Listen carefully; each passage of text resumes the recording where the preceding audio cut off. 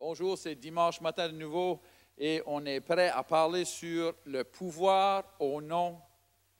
Alors, la semaine passée, on a parlé du pouvoir dans le sang, mais maintenant, on va parler du pouvoir dans le nom. Et c'est important qu'on comprenne le pouvoir ou l'autorité qu'il y a dans le sang et dans le nom.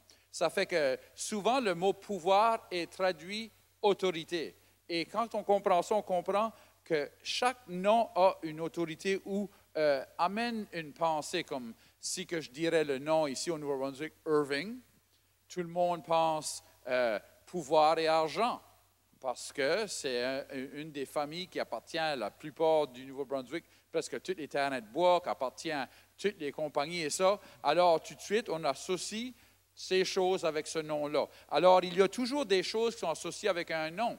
Et un nom sera connu quand il a fait de grandes choses. Ça fait que j'ai fait ça déjà, j'ai parlé déjà. Si tu dis le nom Wayne Gretzky, si tu connais le hockey un peu, tu connais ce nom-là. Mais je pourrais dire d'autres noms et vous ne sauriez même pas que c'est un joueur de hockey. Pourquoi ils n'ont pas fait de grandes choses?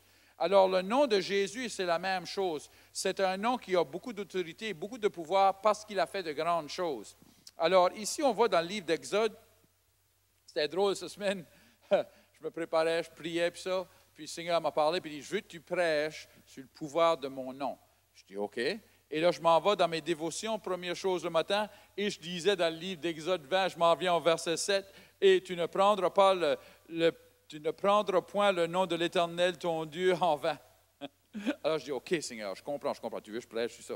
Mais si on s'en va à ça, Exode 20, verset 7, ça dit, tu ne prendras point le nom de l'Éternel, ton Dieu, en vain, car l'Éternel ne laissera point impuni celui qui prendra son nom en vain.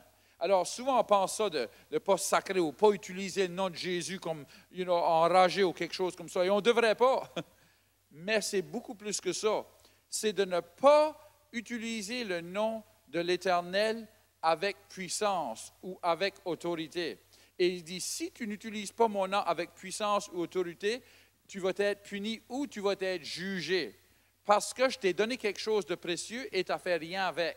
Et on sait, si on regarde dans la Bible, comment de fois qu'on voit qu'il donne des choses, puis là, il regarde après, qu'est-ce que tu as fait avec?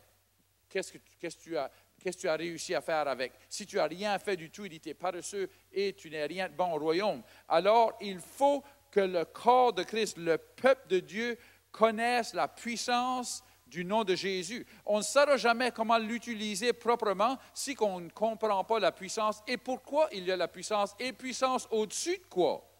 Qu'est-ce qu'on a puissance au-dessus avec ce nom de Jésus? Alors, ce matin, on va voir ces choses. Philippiens 2, verset 8 dit, « Il s'est humilié lui-même, se rendant obéissant jusqu'à la mort, même jusqu'à la mort de la croix. C'est pourquoi aussi Dieu l'a souverainement élevé et lui a donné le nom qui est au-dessus de tout nom, afin qu'au nom de Jésus, tout genou fléchisse dans les cieux, sur la terre et sous la terre, et que toute langue confesse que Jésus-Christ est Seigneur à la gloire de Dieu le Père. » Alors, il nous dit, le nom de Jésus est au-dessus de tout nom. Alors, n'importe quelle chose. Puis ce mot au-dessus, j'ai étudié, c'est le même mot quand ce qui dit qu'il est assis au-dessus ou au plus haut que toutes les autres, que la principalité, ces choses-là. Ça veut dire c'est au-delà. Mais c'est un mot qui est un mot de l'armée. Alors, c'est un mot qui parle de rang.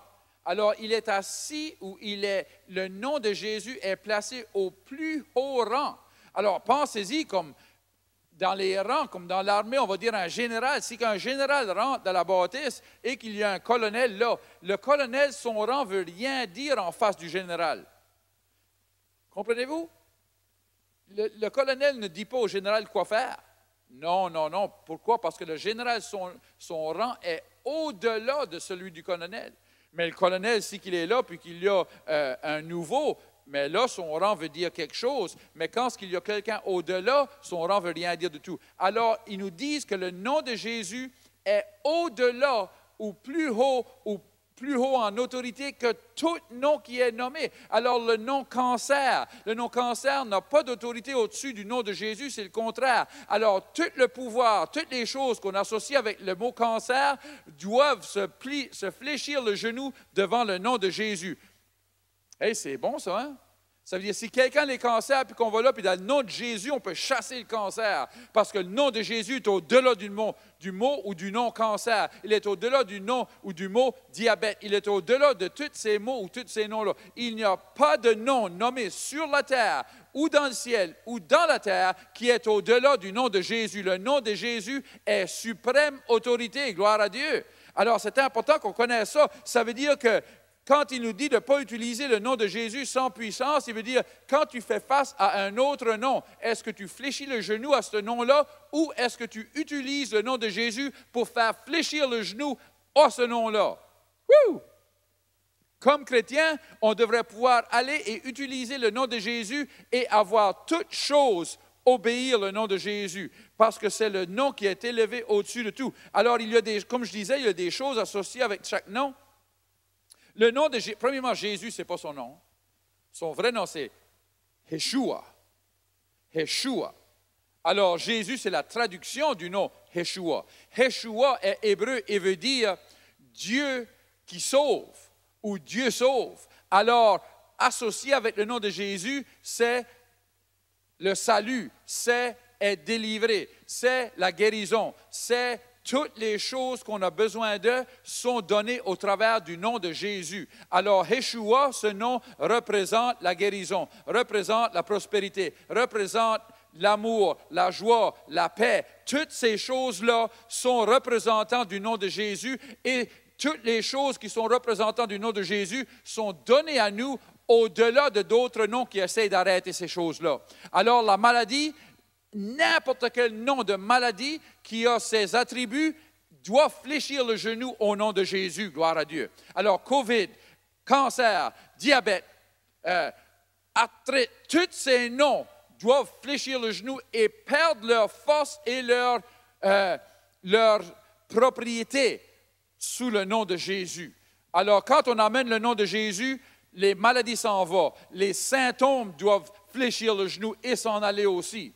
Gloire à Dieu, au nom de Jésus. Alors Dieu dit, si tu marches et tu fléchis le genou à ces choses-là, alors tu ne seras pas impuni quand je t'ai donné la réponse, je t'ai donné le nom de Jésus, je t'ai donné l'autorité qu'il y a dans le nom. Mais je vais aller même plus loin que ça. Ici, dans Jacques 2 et 7, ça dit, ne sont-ce pas eux qui outragent le beau nom que vous portez? Que vous portez. On a été appelés par le nom de Jésus. On porte le nom de Jésus. Quand on entre dans le bâtiment, le nom de Jésus, l'autorité qui est dans son nom, les propriétés de son nom sont en nous. On est le corps de Christ. Alors, si la tête a un nom, le corps a le même nom. On porte le nom de Jésus. Vous savez, une fois, je regardais dans le livre des Actes des Apôtres et on voit, ils prient pour un miracle et ils disent au nom de Jésus-Christ de Nazareth, blablabla. Et là, on les voit un peu plus loin, au nom de Jésus. Et là, on les voit prochainement, ils rentrent dans une chambre et la fille est morte et ils disent, lève-toi! Mais qu'est-ce qui s'est produit? Ils n'ont pas même dit dans le nom de Jésus-Christ de Nazareth, ils n'ont pas dit dans le nom de Jésus. Je pense que, parce que c'est les mêmes apôtres, c'est Jacques qui a écrit ça, je pense que comme qu'ils marchaient, ils ont commencé à comprendre, hey, quand on utilise le nom de Jésus, on est appelé par ce nom-là, on a l'autorité, on peut commander. Et la fille peut se lever des morts avec l'autorité qu'il y a dans le nom qu'on porte. On n'a pas même besoin de prononcer le nom, on a juste besoin de savoir le pouvoir qu'il y a dans le nom et savoir qu'on est appelé par ce nom et on peut parler avec autorité au-dessus des choses. Gloire à Dieu. Alors, on porte ce nom. Dans Exode, quand ça dit tu ne prendras point, c'est aussi le mot prendra ou quand on dit on prendra son nom en vain, c'est le mot c'est porter, c'est amener. Amener le nom de Jésus. Porter, on le porte dans nous. Le nom de Jésus nous est donné. On est le corps de Christ. Vous savez, si ma tête s'appelle Jerry, mon corps s'appelle Jerry aussi. Gloire à Dieu. Ma tête n'a pas un différent nom que mon corps. Si votre tête a un différent nom que votre corps, on peut prier pour vous autres après parce qu'il y a des problèmes. Gloire à Dieu. Non, le même nom. on est appelé par le même nom. Mais si on est le corps de Christ, on a le même nom que lui, Jésus, le nom de Jésus. On porte le nom de Jésus et l'autorité qu'il y a dans le nom. Gloire à Dieu. Je prie que ça vous aide parce que là, on s'en va dans des jours qu'on va avoir besoin de savoir le pouvoir dans le sang. On a prêché ça la semaine passée. Et le pouvoir dans le nom de Jésus. Je m'en rappelle, on avait un pasteur de jeunesse. Puis il emmenait une bunch de jeunes. Puis il s'en allait, c'était l'hiver. Il était dans une vanne qui porte 12 ou 15 personnes. Puis il s'en allait. Puis là, ils ont fait une plaque de glace. Puis la vanne a été de travers. Puis on voyait le camion gros camion s'en venait, puis il allait nous frapper, puis il n'y a rien qu'on pouvait faire. La seule chose que je pouvais faire, c'est crier le nom de Jésus. Il dit, quand je m'ai rouvri les yeux, on était dans un champ, il n'y avait pas de trace qui venait du chemin au champ. C'est comme si Dieu a juste pris, boum, puis il nous a mis là. Puis le camion a passé, boum. Ça nous allait tous tuer, tous les jeunes.